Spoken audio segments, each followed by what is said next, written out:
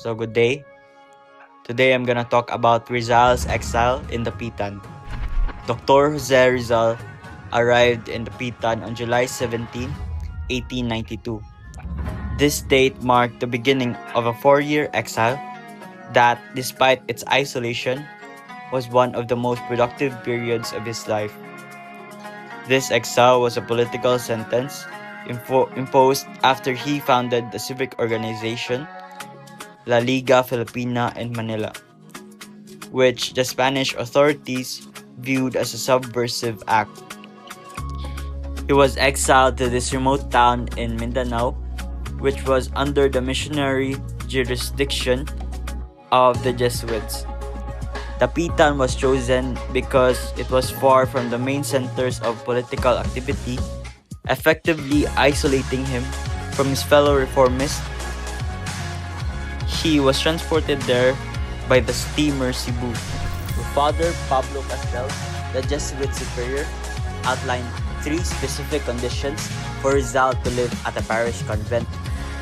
So these conditions were a direct attempt by the Catholic Church, a powerful institution at the time, to force Rizal's submission and conformity. The first condition was that Rizal had to publicly retract his errors concerning religion and make statements that were clearly pro-Spanish and against the revolution.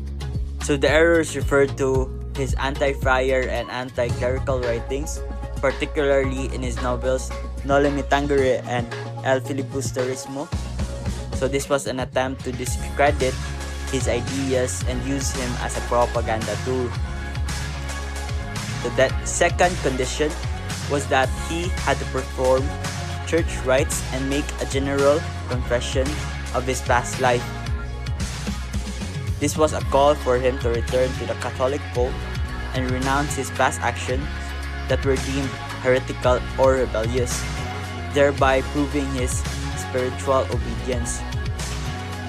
The third condition was that he had to conduct himself in an exemplary manner as a Spanish subject and a man of religion.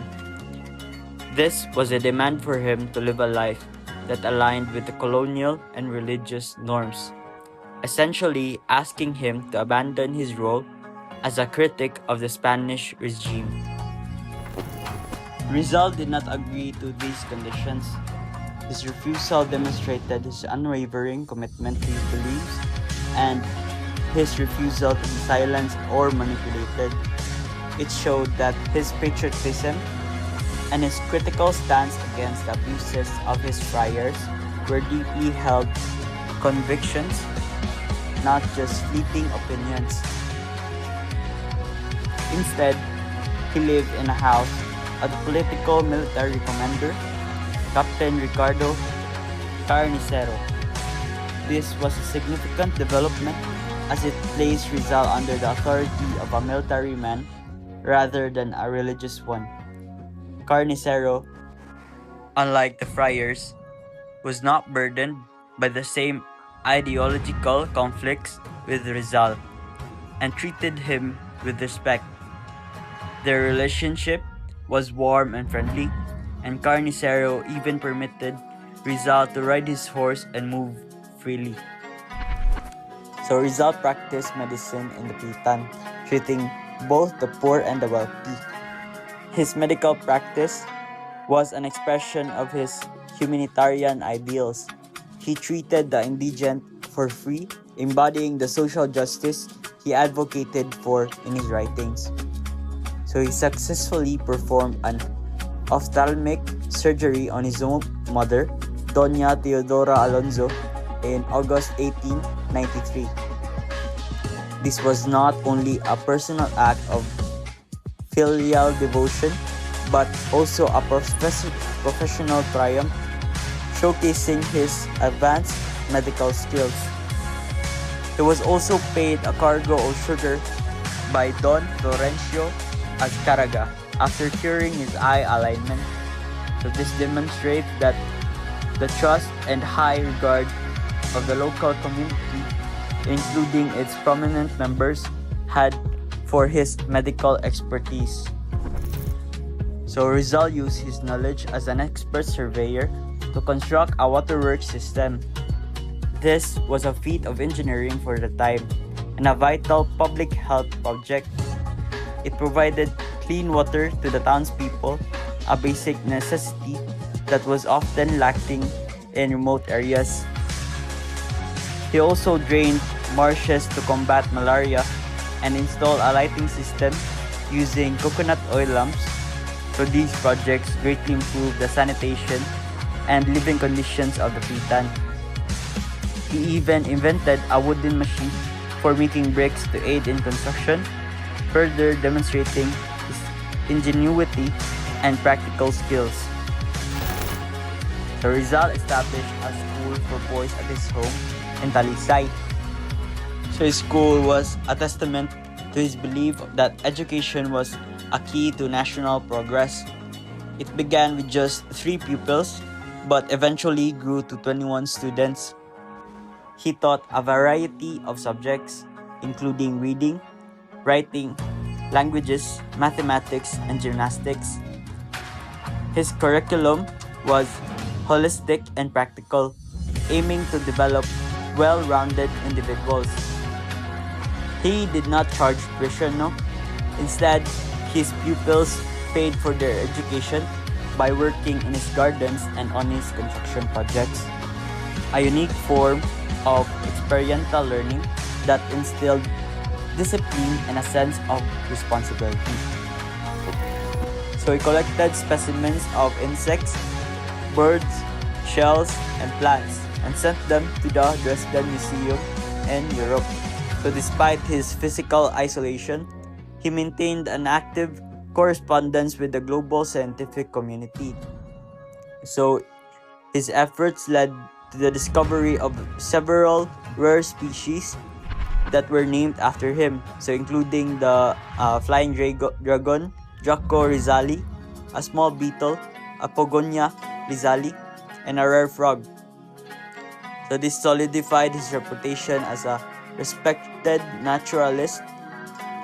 So he also continued his artistic works, creating sketches and sculptures like a bust of Father Pastels and a statuette called the Mother's Revenge, which symbolizes his desire for the oppressed to seek justice. So in September 1892, Rizal, Captain Carnicero, and Francisco Equilor won the second prize in the Manila lottery. This unexpected fortune provided Rizal with a degree of financial independence and enabled him to fund his community projects. Rizal's share of his winnings was 6,200, which he invested in agricultural lands in Talisay. So he used this land to practice scientific farming, demonstrating his commitment to agricultural innovation. So Rizal also engaged in business ventures with his partner Ramon Carrion. They focused on the fishing, copra, and hemp industries. So their ventures were successful, further showcasing Rizal's multifaceted talents and his ability to thrive in difficult situations.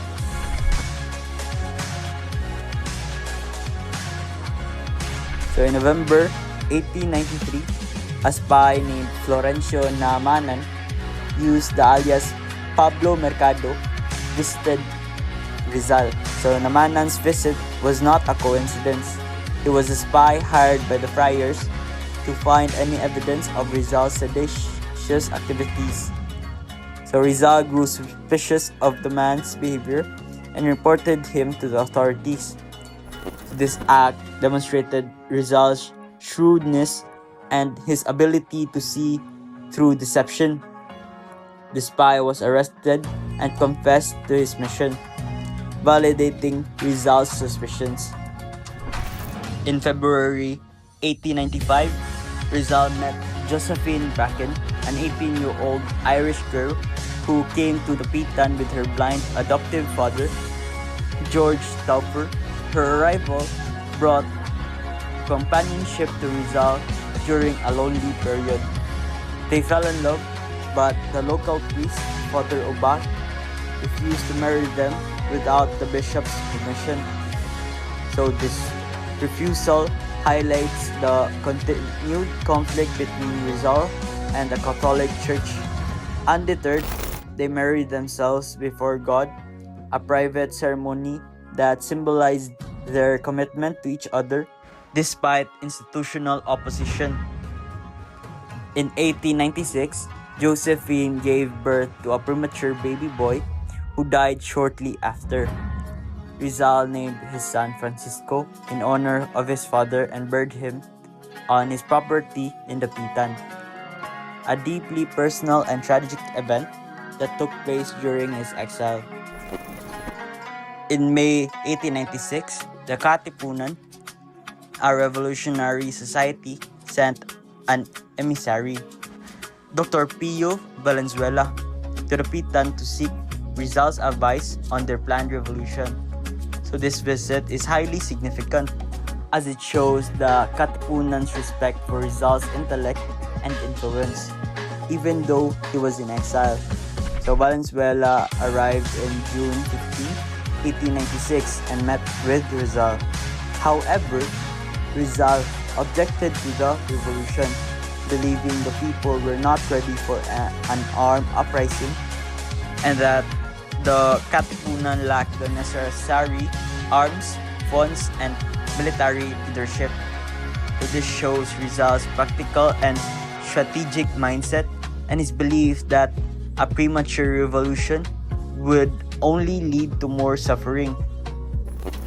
So in December 1895, Rizal offered his services as a military doctor to Governor General Ramon Blanco, who helped with the yellow fever epidemic in Cuba.